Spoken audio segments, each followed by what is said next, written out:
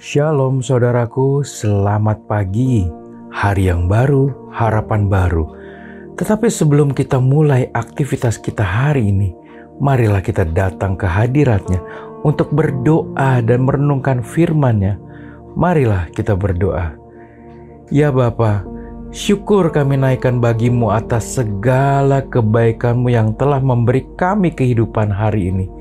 Ajar kami mengasihi-Mu lebih lagi karena diri-Mu, bukan karena berkat atau kuasa-Mu, tetapi hanya karena Engkau yang kami perlu dan kami butuhkan.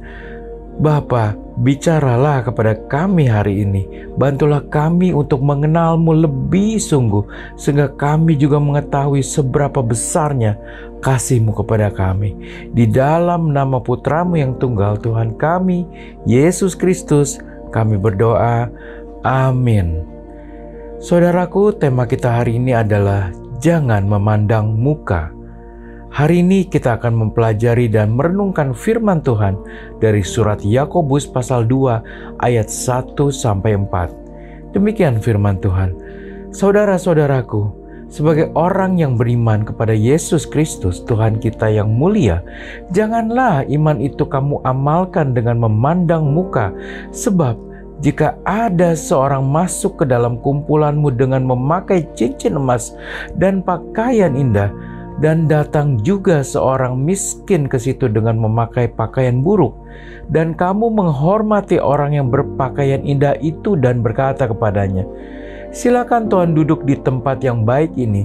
Sedang kepada orang yang miskin itu kamu berkata, berdirilah di sana atau duduklah di lantai ini dekat tumpuan kakiku.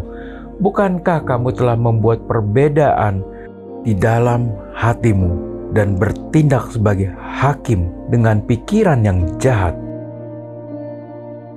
Firman Tuhan melalui Rasul Yakobus ingin agar kita mengerti dan melakukan firman secara sederhana, yaitu tidak membedakan dalam memperlakukan orang lain berdasarkan statusnya. Yakobus juga membahas masalah yang banyak terjadi di tengah jemaat waktu itu, yaitu sikap memandang muka. Sikap memandang muka adalah hal yang sudah sangat umum dimanapun, apalagi di dalam beberapa tahun terakhir ini. Dengan adanya pandemi, fenomena ini seakan makin meluas dan merata dimanapun, karena munculnya celah yang semakin melebar antara orang miskin dan yang kaya. Orang-orang semakin berjuang keras mengejar uang untuk bertahan hidup, dan karena hal ini, orang semakin membedakan sesama. Siapa yang dapat berpotensi memberikan keuntungan akan lebih dihormati dan dihargai. Saat ini mungkin tanpa sadar, setiap kali kita berkenalan dengan seseorang, pertama-tama mungkin kita akan mengamati pakaian yang dia kenakan, sepatu yang dia pakai, merek jam tangan, serta jenis mobil yang dia kendarai. Yang intinya semua berkaitan dengan uang. Maksudnya semua terletak pada apakah seseorang memiliki uang atau tidak. Jika seseorang tidak punya uang, maka ia akan diremehkan dan dilecehkan oleh orang lain. Jika Anda punya uang atau kedudukan, maka Anda akan disanjung, dihargai, dan diterima oleh semua orang.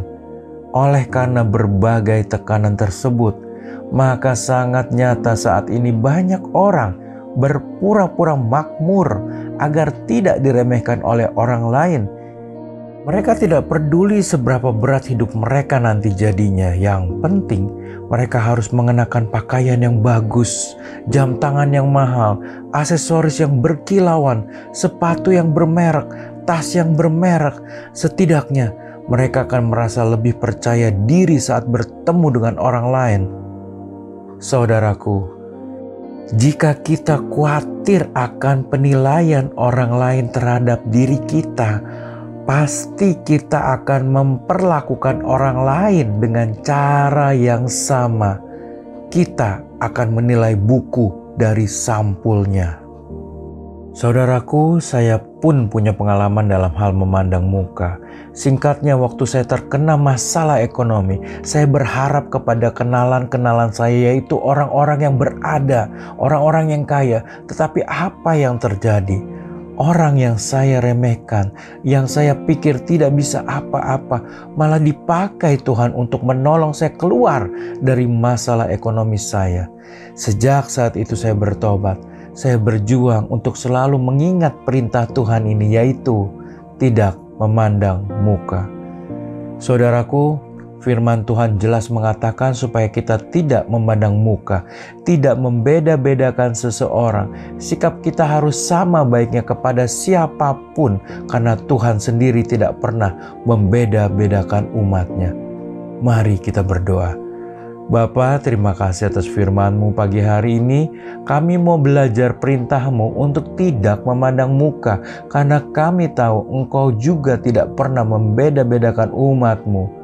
Bapa, kami percaya Engkau tidak hanya mendengar doa-doa kami, tetapi juga berjanji untuk menjawabnya bila kami berdoa sesuai dengan kehendak-Mu. Biarlah kami hidup dalam rencana-Mu, dan mata kami tetap memandang-Mu, dan dalam segala masalah, apapun itu, biar kami tetap melakukan perintah-Mu yang kami dengar pagi ini. Biar kasih-Mu Bapa selalu ada dalam hidup kami. Demi nama Tuhan Yesus kami berdoa dan bersyukur. Amin. Selamat beraktivitas. Tuhan Yesus memberkati.